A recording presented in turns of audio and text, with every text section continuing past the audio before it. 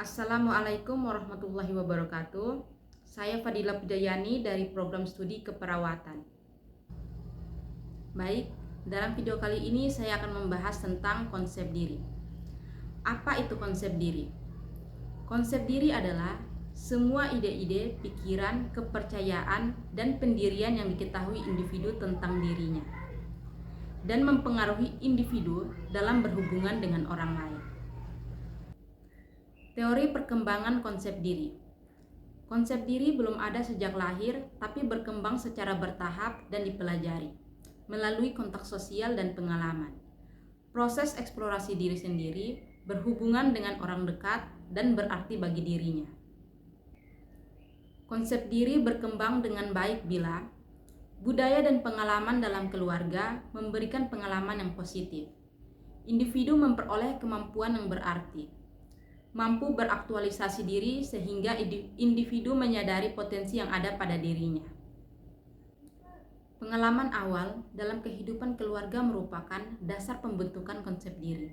Karena keluarga dapat memberikan perasaan diri adekuat atau tidak adekuat, perasaan diterima atau ditolak. Respon konsep diri. Yang pertama, gambaran diri.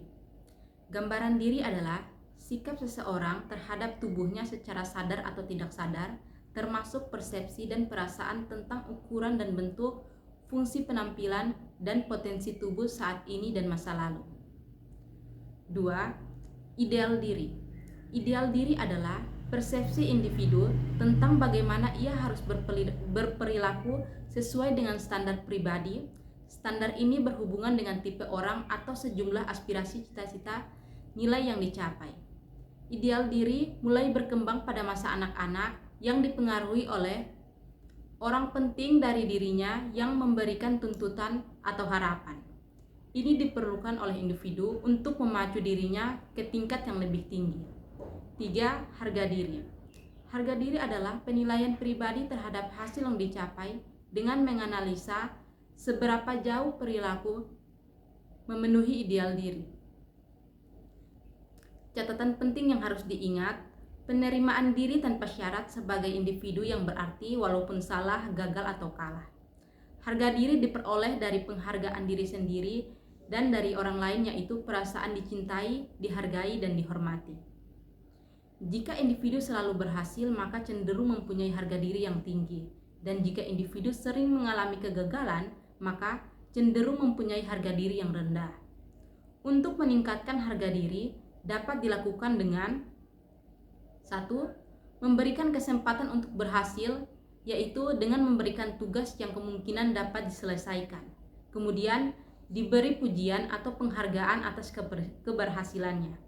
2. Menanamkan atau memberi gagasan yang dapat memotivasi kreativitas untuk berkembang. 3. Mendorong aspirasi dengan menanggapi pertanyaan atau pendapatnya serta memberi dukungan terhadap aspirasi yang positif sehingga merasa diterima, dan lain-lain. Harga diri akan meningkat sesuai dengan meningkatnya usia dan sangat terancam pada masa pubertas. Yang keempat, peran. Peran adalah pola sikap, perilaku, nilai, dan tujuan yang diharapkan dari seseorang berdasarkan posisinya di masyarakat. Posisi di masyarakat dapat menjadikan stresor terhadap peran karena struktur sosial yang menimbulkan kesukaran atau tuntutan posisi yang tidak mungkin dilaksanakan. Stres peran terdiri dari konflik peran yang tidak jelas, peran yang tidak sesuai, dan peran yang berlebihan. Konflik peran dialami jika peran yang diminati konflik dengan sistem individu atau peran yang konflik satu sama lain. Peran tidak jelas terjadi jika perilaku diberi peran yang tidak jelas dalam hal perilaku dan penampilan yang diharapkan. Peran tidak sesuai terjadi jika individu dalam proses transisi merubah nilai dan sikap. Peran berlebihan terjadi jika individu menerima banyak peran, terjadi tidak mampu untuk melakukannya. Yang kelima, identitas. Identitas adalah kesadaran akan diri merupakan sintesa dari semua aspek konsep diri sebagai suatu kesatuan yang utuh. Seseorang yang mempunyai perasaan identitas diri yang kuat adalah seseorang yang memandang dirinya Berbeda dengan orang lain, termasuk persepsinya terhadap jenis kelamin, memiliki otonomi yaitu mengerti dan percaya diri, respek diri, mampu dan menguasai diri, mengatur diri sendiri, dan menerima diri. Ciri-ciri individu identitas diri positif adalah 1. Mengenal diri sebagai organisme yang utuh terpisah dari orang lain. 2. Mengakui jenis kelamin sendiri. 3. Memandang berbagai aspek diri sebagai suatu keselarasan. 4. Menilai diri sesuai dengan penilaian masyarakat. 5. Menyadari hubungan masa lalu, sekarang, dan yang akan datang. 6. Memiliki tujuan yang dapat direalisasikan. Konsep diri positif. Tanda-tanda individu yang memiliki konsep diri positif adalah 1. Yakin akan kemampuan dalam mengatasi masalah. 2. Merasa setara dengan orang lain. 3. Menerima pujian tanpa rasa malu. 4. Menyadari bahwa setiap orang mempunyai berbagai perasaan dan keinginan serta perilaku yang tidak seharusnya disetujui oleh masyarakat. 5. Mampu introspeksi diri dan memperbaiki diri. Dasar konsep diri positif adalah penerimaan diri. Kualitas ini lebih mengarah ke kerendahan hati dan kedermawan daripada keangkuhan dan keegoisan. Orang yang mengenal dirinya dengan baik merupakan orang yang mempunyai konsep diri yang positif. Tanda-tanda individu dengan konsep diri negatif. 1. Peka terhadap kritik. 2. Responsif sekali terhadap pujian. 3. Cenderung bersikap hiperkritis.